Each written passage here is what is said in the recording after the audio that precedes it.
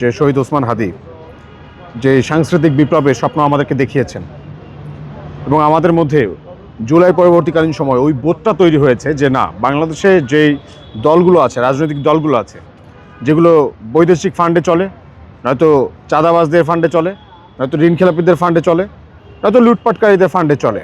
তো আসলে এই ফরম্যাটগুলো, যেই ফরমেশনে দলগুলো চলছে, এইগুলো আসলে বাংলাদেশের মানুষের জন্য কল্যাণকর হয়ে উঠছে না কোনোভাবে। হচ্ছে মানে আমাদের মনে হচ্ছে যে এটা জনগণের যে প্রত্যাশা, তারা প্রত্যাশা পূরণ করতে ব্যর্থ হচ্ছে বারবার, এবং জনবিচ্ছিন্ন আচরণ করছে প্রত্যেকটা দলই।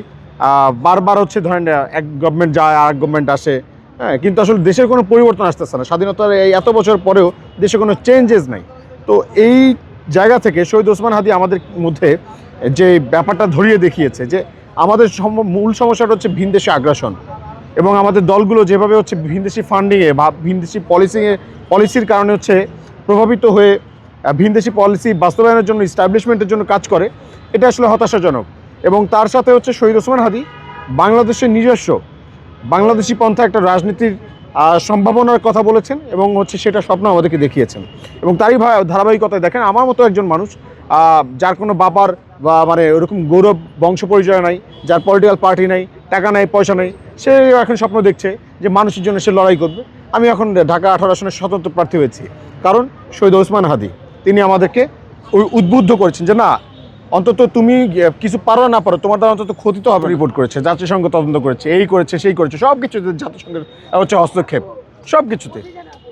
মানে যেই জিনিসটা আমাদের ইন্টারনাল, সেই জিনিসটার মধ্যে হচ্ছে দেখা যাচ্ছে তাদের হচ্ছে হস্তক্ষেপ রয়েছে।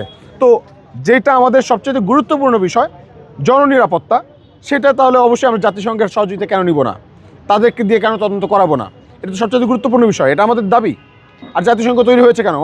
মানুষের জানমালের নিরাপত্তা নিশ্চিত করার জন্য।